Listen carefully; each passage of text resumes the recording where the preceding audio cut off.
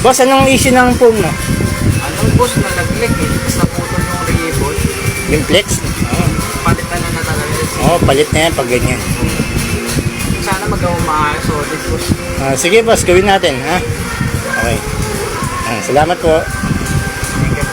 So today may tanggap tayong Poco X3 NFC. So ito, nawala na yung flex, natanggal na. So ito gagawin natin today. So let's go.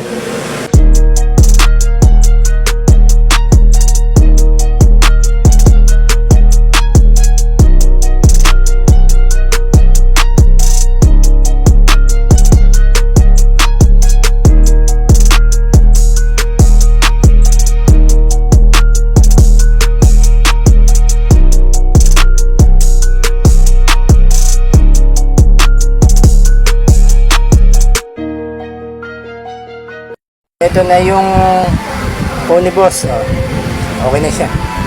Thank you boss ha. Salamat. Ha? Thank you sa tiwala. God bless.